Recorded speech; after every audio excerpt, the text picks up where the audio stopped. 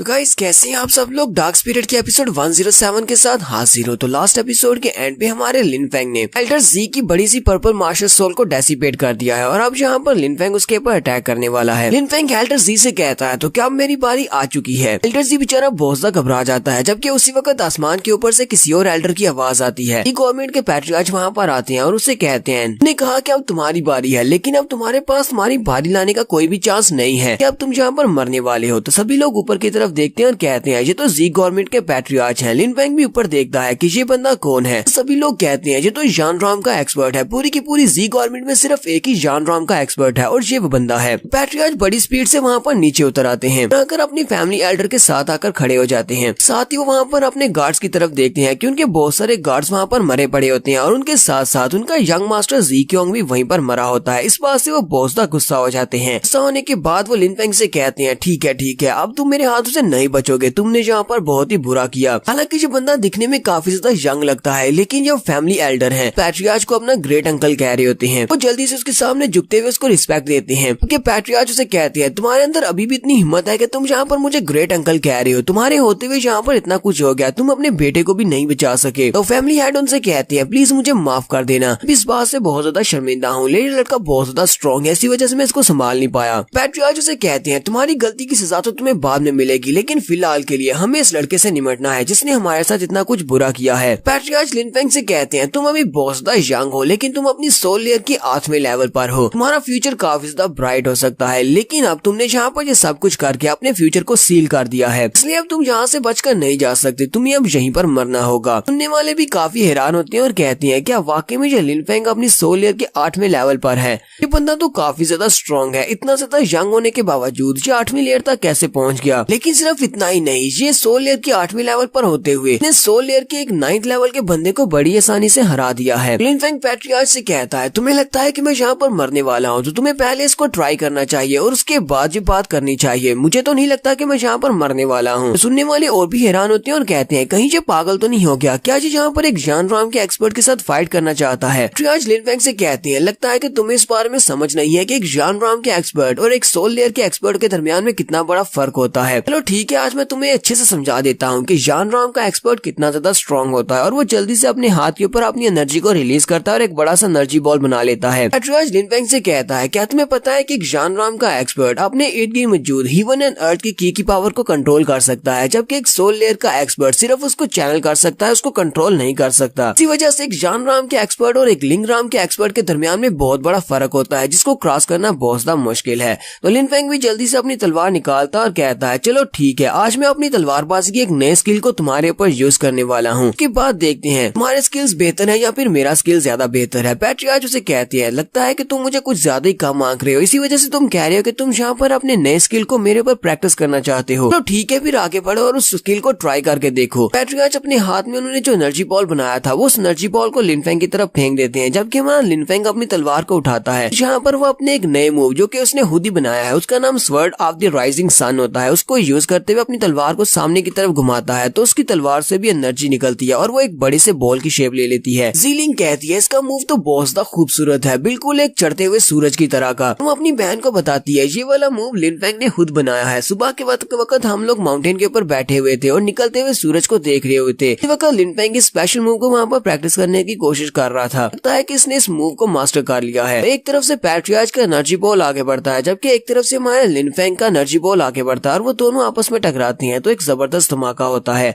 कि इस धमाके को दूर से भी दिखाया जाता है और उस धमाके के अंदर से काफी सारी शॉक वेव्स भी निकलती हैं। देखने वाले जल्दी से अपने सामने अपने हाथ रखते हैं ताकि वो अपने आप को प्रोटेक्ट कर सके, जबकि पैट्रियार्च भी काफी हैरान होते हैं कि वो एक जान राम के एक्सपर्ट हैं और उनका एनर्जी बॉल एक लिंग राम के एक्सपर्ट से हार गया। फैमिली एल्डर सोच रहे होते हैं ये लड़का तो वाकई में एक जीनियस है, इस लड़के ने हमारे फैमिली पैट्रियार्च के फुल पावर के ब्लो को रोक लिया। हालांकि हमारे पैट्रियार्च जान राम के एक्सपर्ट हैं। पैट्रियार्च लिन फेंग से कहते हैं वैसे मैं तुम्हें मारना तो नहीं चाहता क्योंकि तुम एक बहुत ही टैलेंटेड लड़के हो, लेकिन अब जबकि तुमने हमारी फैमिली के लोगों की जान ली है तो फिर उनके बदले में अब तुम्हें अपनी जान तो देना पड़ेगी। मुझे इस बात का काफी ज्यादा अफसोस है। लिन फेंग उसे कहता है क्या तुम अपना मुंह बंद करोगे, अपनी बकवास बंद करो, अगर अटैक करना है तो मेरे ऊपर अटैक करो। पैट्रियार्च गुस्से के साथ कहते हैं तुम तो कुछ ज्यादा ही एरोगेंट हो और वो अपने दोनों हाथों में अपनी एनर्जी को रिलीज करते हुए बड़ी स्पीड से जंप करते हुए लिन फेंग के पास पहुंच जाते हैं और अपने दोनों हाथों को सामने की तरफ करते हुए लिन फेंग के ऊपर अपनी दोनों पाम से अटैक करते हैं, जबकि हमारा लिन फेंग भी वहाँ पर फिर से अपनी तलवार को घुमाता है। उसकी तलवार के अंदर से फिर से काफी सारी एनर्जी निकलती है और लिन फेंग अपनी तलवार से निकलने वाली एनर्जी को उसकी पाम्स के साथ टकराता है। पैट्रियार्च अपने दोनों हाथों को सामने करते हुए लिन फेंग के अटैक को वहाँ पर ब्लॉक करता है। वहाँ पर फिर से एक जबरदस्त धमाका होता है। पैट्रियार्च जंप करते हुए पीछे की तरफ हट जाते हैं। पीछे हटने के बाद वो लिन फेंग की तरफ देख रहे होते हैं, जबकि हमारा लिन फेंग वहीं पर खड़े खड़े फिर से अपने शैडो स्किल को यूज करता है। लिन फेंग अपने आप को शैडो में चेंज करने के बाद बड़ी स्पीड से घूमता हुआ पैट्रियार्च के पीछे चला जाता है। पैट्रियार्च अपने आसपास देख रही होती है कि ये कहां से निकलकर मेरे पर अटैक करेगा। इसी वक्त पैट्रियार्च अपनी पर्पल एनर्जी को यूज करते हुए अपने इर्द गिर्द एक शील्ड बना लेते हैं ताकि वो अपने आप को लिन फेंग से बचा सकें। उन्होंने वहां पर अपनी शील्ड को एक्टिवेट किया होता है, जबकि हमारा लिन फेंग पीछे वाली साइड से उनके ऊपर अटैक करता है। लेकिन पैट्रियार्च अपनी शील्ड को उसकी तरफ मूव करते हुए शील्ड के साथ लिन फेंग को वहां पर कवर करते हैं ताकि वो उसे वहां पर ब्लॉक कर सके। लेकिन हमारा लिन फेंग उनकी शील्ड को भी तोड़ देता है और अपनी तलवार को उनकी तरफ स्टैब करता है। पैट्रियार्च नीचे की तरफ झुकते हुए उसके अटैक को वहां पर अवॉइड कर लेते हैं और जल्दी से जंप करते हुए पीछे की तरफ हट जाते हैं। फैमिली एल्डर इस बात से काफी ज्यादा हैरान होते हैं, चिल्लाकर अपने पैट्रियार्च से कहते हैं, ग्रेट अंकल क्या आप ठीक है? अब जबकि यहाँ पर फैमिली एल्डर दोबारा से एंटर हो रहे हैं, लिन फेंग की नजर भी उसके ऊपर पड़ती है। लिन फेंग उसे कहता है अब तो तुम गए। यहीं से हमारा नेक्स्ट सीन जी माउंटेन के नीचे का दिखाया जाता है। जी माउंटेन के नीचे अरे मैंकिंग अपने कुछ सोल्जर्स के साथ इसी तरफ आ रही होती है, क्योंकि उसे पता चलता है कि लिन फेंग इस तरफ आया है, लिन फेंग को बचाने के लिए जहाँ पर आई है। मैंकिंग कहती है फाइनली हमें किसी तरह से पता चला है कि इस वक्त हमारा लिन फेंग जीवी माउंटेन में है। इस वक्त वो जी गवर्नमेंट माउंटेन के ऊपर है। जल्दी से जल्दी वहाँ पर जाना होगा ताकि हम लोग लिन फेंग को बचाकर ला सके। हमारा लिन फेंग एल्डर जी की तरफ बड़ी स्पीड से आगे बढ़ता है ताकि वो उससे पहले मार सके। फैमिली एल्डर भी चिल्लाकर उसे कहते हैं तुमने हमारे ग्रेट अंकल के साथ फाइट की, अब तुम मुझे मारने के लिए आगे बढ़ रहे हो। क्या तुम्हें वाकई में लगता है कि मैं इतना ज्यादा कमजोर हूँ, तुम मुझे आसानी से मार दोगे? वो भी जल्दी से अपनी पावर्स को रिलीज करते हुए फिर से अपनी पर्पल मास्टर सोल को रिलीज कर देते हैं। सिर्फ अपनी पर्पल मास्टर सोल को रिलीज करते हैं। लिन फेंग अपनी तलवार को सामने करते हुए अपनी तलवार को एनर्जी के साथ कवर कर लेता है। फैमिली पैट्रियार्च चिल्लाकर उसे कहते हैं बेवकूफ वहाँ पर सामने से हटो वरना जो तुम्हें मार डालेगा। हमारा लिन फेंग यहाँ पर अपने बनाए हुए दूसरे मूव को यूज करता है जिसका नाम sword of the setting sun होता है। जब स्वर्ड ऑफ सेटिंग सन को यूज करता है तो उसकी तलवार के अंदर से बहुत सारी फायर की निकलती है और उस फायर की के साथ ही वो जी फैमिली के एल्डर को वहाँ पर जला देता है और उसकी बॉडी वहीं पर जल जाती है और वहीं पर नीचे गिर जाता है। फेंग ने यहाँ पर जी फैमिली के एल्डर को भी मार दिया है। देखने वाले और भी ज्यादा हैरान हो जाते हैं और कहते हैं इस लड़के ने यहाँ पर यंग मास्टर जी क्यों को मारा और अब उसके बाद फैमिली के एल्डर को भी मार दिया है, वो भी पैट्रियार्च की आंखों के सामने। पैट्रियार्च भी बहुत ज्यादा गुस्सा होते हैं और उसे कहते हैं तुम्हारी हिम्मत कैसे हुई मेरी आंखों के सामने मेरी फैमिली के एल्डर को मारने की? अब मैं तुम्हारी बॉडी के बहुत ही छोटे छोटे पीसेस करूंगा। लिन फेंग उसे कहता है तो तुम यहाँ पर मेरी बॉडी के पीसेस करोगे? जब तुम यहाँ पर आए थे तभी तुमने कहा था कि मुझे इस एल्डर को मारने का दूसरा मौका नहीं मिलेगा, लेकिन मैंने तो इस एल्डर को मार भी दिया, लेकिन तुम मेरा क्या उखाड़ पाए हो? तो पैट्रियार्च फुल स्पीड के साथ लिन फेंग के ऊपर अटैक करने के लिए आगे बढ़ती है और कहती है मैं तुम्हें नहीं छोड़ूंगा, आज तुम यहीं पर मरोगे। जबकि हमारा लिन फेंग भी बड़ी स्पीड से जंप करते हुए आगे बढ़ता है और अपनी तलवार को उसके हाथ के साथ टकराता है। वो दोनों वहाँ पर हवा में फाइट करना शुरू कर देते हैं। दोनों एक दूसरे के ऊपर अटैक्स कर रहे होते हैं। पैट्रियार्च क्योंकि है तो एक जानराम के एक्सपर्ट और वो लिन फेंग से काफी ज्यादा स्ट्रॉन्ग है। वो लिन फेंग से कहती है लगता है कि तुम अपने बारे में कुछ ज्यादा ही समझ रहे हो, इस बारे में नहीं सोचना चाहिए कि तुम एक जानराम के एक्सपर्ट को आसानी से हरा पाओगे। पैट्रियार्च की पावर भी काफी ज्यादा है और यहाँ पर अभी तक उन्होंने अपनी फुल पावर को रिलीज नहीं किया। तो लिन फेंग को एक जबरदस्त पंच मारते हैं। लिन फेंग अपनी तलवार से उनको ब्लॉक तो करता है लेकिन वो पीछे की तरफ गिर जाता है। लिन फेंग को भी इस बारे में अंदाजा हो जाता है कि एक जानराम के एक्सपर्ट और एक लिंगराम के एक्सपर्ट के दरमियान में कितना बड़ा डिफरेंस है। लिन फेंग कहता है जब हम लोग अपनी सोल लेयर से जानराम में जाते हैं तो हमारी बॉडी के अंदर भी बहुत सारे चेंजेस आते हैं और मेरी बॉडी में अभी इतने चेंजेस नहीं हुए। लिन फेंग कहता है हालांकि तुम्हें हराना काफी ज्यादा मुश्किल है, लेकिन अब मैं इस फाइट को ऐसे तो नहीं छोड़ सकता, मुझे कुछ ना कुछ तो करना पड़ेगा।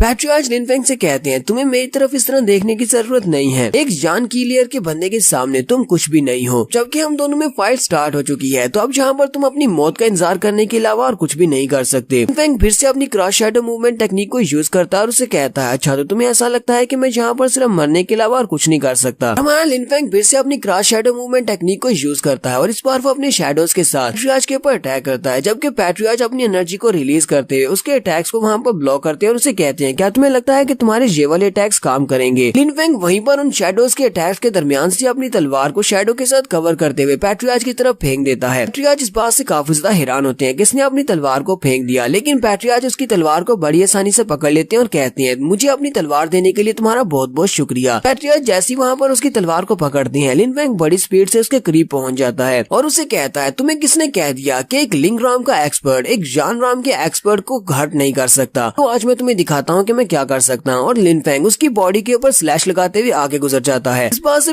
पैट्रियार्च भी काफी ज्यादा हैरान होता है क्योंकि उसकी चेस्ट के ऊपर एक कट का निशान बन जाता है जो कि लिन फेंग ने उसे दिया है। पैट्रियार्च कहता है तुमने मेरे साथ बिल्कुल भी अच्छा नहीं किया, अब तो तुम बिल्कुल भी नहीं बचोगे, और वो अपनी एनर्जी को रिलीज करते हुए अपने जख्म को दोबारा से हील कर लेता है। पैट्रियार्च गुस्से के साथ लिन फेंग से कहते हैं अब मैं देखो मैं तुम्हारा क्या करता हूँ। तो यहाँ पर हम लोग अपनी एपिसोड 107 का एंड करेंगे। एपिसोड की एक्सप्लेनेशन अच्छी लगी हो तो कमेंट करके जरूर बताइएगा। चैनल को सब्सक्राइब कर दे, वीडियो को लाइक और शेयर कर दे। शुक्रिया।